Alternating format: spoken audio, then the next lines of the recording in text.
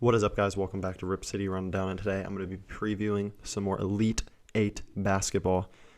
And this is one of the most unexpected games you would ever see in this tournament because it is between an 8 seed and, for the first time ever, a 15 seed in the NCAA Elite 8.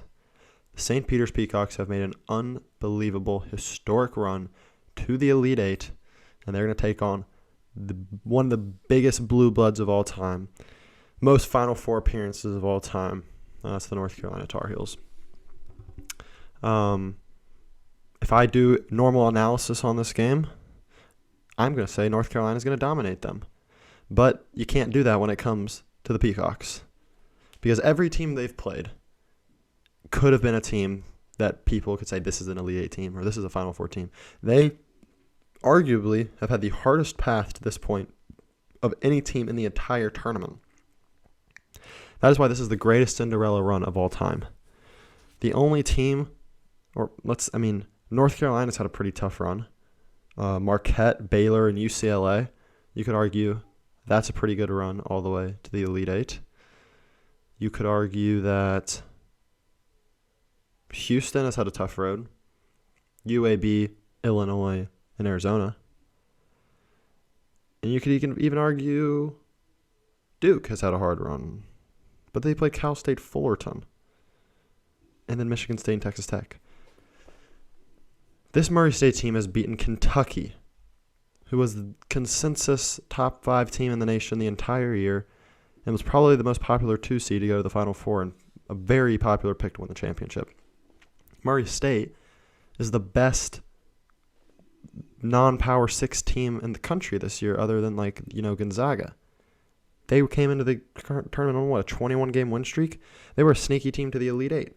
Purdue is, again, one of the best teams in the country. Consensus top 10 all year. Just lost in the Big Ten championship. And they beat Purdue. So I can't look at this Peacocks team and look at them lightly. So that was my quick thing I needed to say at the beginning of the video. You look at the other team, UNC. If you just started watching college basketball during this tournament, you would say UNC is the best team in college basketball. They had the highest win margin in the tournament.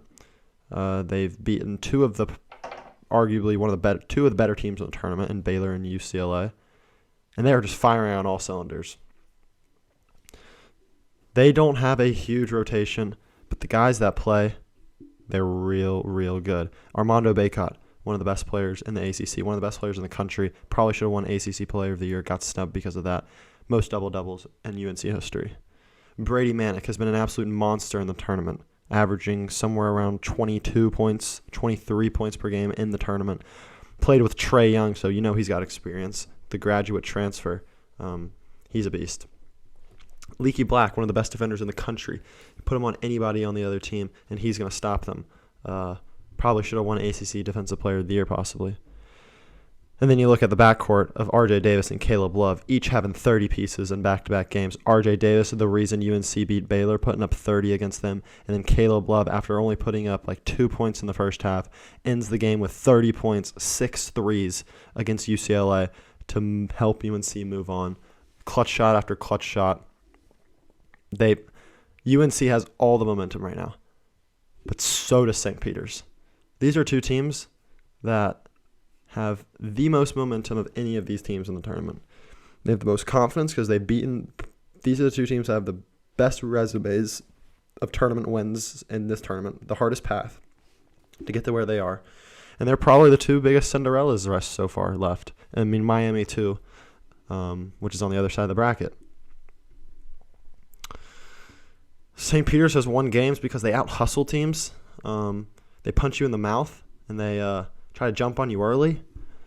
They don't let the game get out of hand, and they just hang around and then strike. And I think that's a big downfall for North Carolina. In their games earlier in the season and throughout the year, they've been punched in the mouth. They've let bad teams hang around. I'm not saying St. Peter's is a bad team, but talent-wise, yeah, they are. They let teams like that hang around, teams that they're so much better than them, and then they lose those games occasionally. But this is a different UNC team now. We saw them dominate Marquette, absolutely dominate Marquette.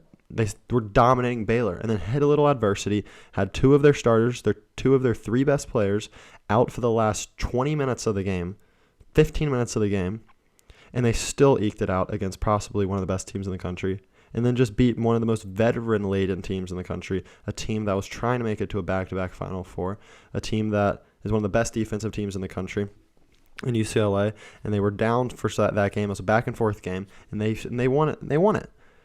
And at this point, now that St. Peter's is in the final or in the Elite Eight, they know they can't take him lightly. Kentucky obviously took St. Peter's lightly. Obviously took him lightly. St. Peter's with Murray State probably took him a little lightly. They were like, oh, that's a fluke game. That's a fluke game. And even Purdue.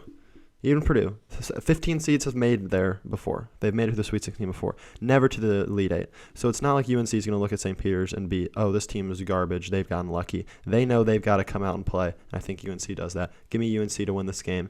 The Peacock train ends. It's not National Peacock Day anymore. The Tar Heels are going to the Final Four, and they're going to take on Duke. That's my prediction right now. We're going to get a little Tobacco Road rivalry in the Final Four. First time ever in the tournament.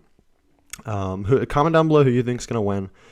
I hope this doesn't come back to bite me and the Peacocks end up going to the Final Four. Man, that would be something. But make sure to subscribe, like, comment. I'll see you in the next video. Peace.